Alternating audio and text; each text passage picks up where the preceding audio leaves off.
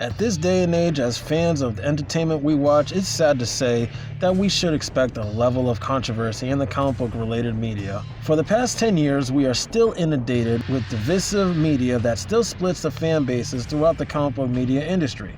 Last week was the release of HBO Max's trailer for The Lantern Show, and of course the discourse immediately commenced following after the release.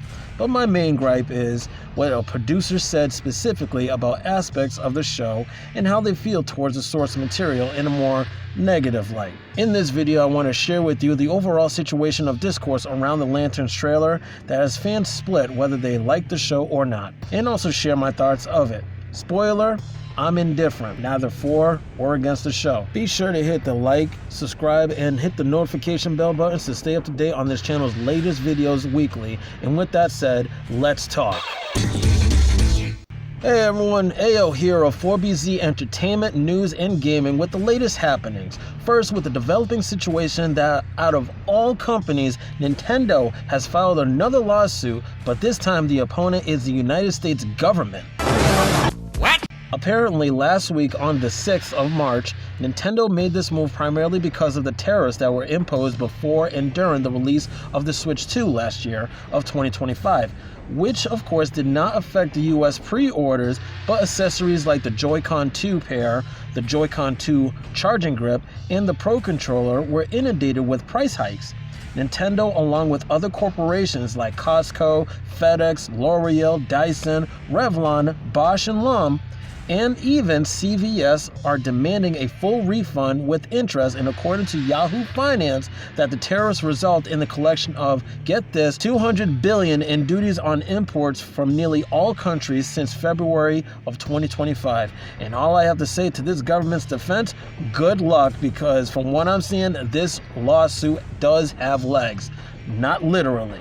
Moving right back to the main topic at hand, the trailer for the new and upcoming show on HBO Max, simply titled Lanterns, was released last week at the time of this video.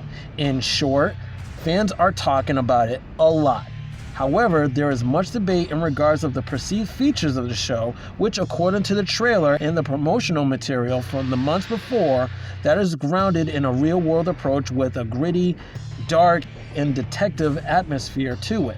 With this style, fans also criticize the lack of vibrant colors similar to its comic book origins, and yes, the iconic Green Lantern suit's color is muted. Among the polarized debates, as fans continue to do, it doesn't help when one of the show's producers and writers adds fuel to the fire. Introducing Mr. Damon Lindelof, a writer and producer of Lanterns, made a comment while on the Love It or Leave It podcast when explaining the creative decision behind the title change to what the show is called now. Here is what he said on the podcast. It's called Lanterns because we all agreed that the green was stupid. So, right. So now it's just Lanterns. So, Green Lantern, the Lantern. So you can make anything you can imagine. That if you have this magical ring, Right. Yes. And the fights are still close? Yeah. Now, of course, people came out to defend Lindelof, saying it was an ill-advised joke, but given the context of the conversation, comes off as dismissive and a bit condescending, if I may add. So my thoughts on the trailer is that there are some aspects that intrigue me, like a more older Hal Jordan portrayed by Kyle Chandler, and my favorite Green Lantern, Jon Stewart, finally makes his live-action debut and is portrayed by British actor and model Aaron Pierre. And I would like to see if he embodies the character. However, I would have preferred Trevante Rhodes. Just by looking at him, he's a lot more like a Jon Stewart in my eyes. So my final point for this trailer, in a general sense, that like I stated earlier, I'm indifferent to it. I'm not really hyped for it, or I'm not really too disappointed to it.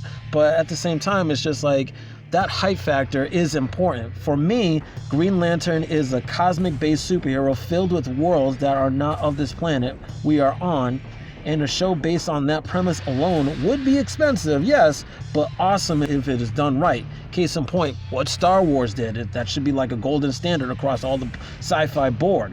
I grow tired of this realistic, grounded approach to superheroes when we are living in a time when practical and special effects are at a point where we can immerse ourselves in the worlds that we haven't seen. Then add in professionals who made the project blatantly disrespect the source material and the fans of the media. Regarding this debacle is that with jokes, no matter how lighthearted it may come off to some people, it's always rooted in a level of truth. And with Lindenof's thoughts on just a title, then I only wonder what else does he and the rest of the team think about other parts of the Green Lantern lore. Let me know what you all think in the comments down below if you are for or not so enthusiastic about lanterns, and check out my other videos about DC like Jason Momoa becoming Lobo in the upcoming Supergirl movie, or another video that might be of your interest on the screen. Thank you once again for your time, and I'll see you guys in the next video. Peace.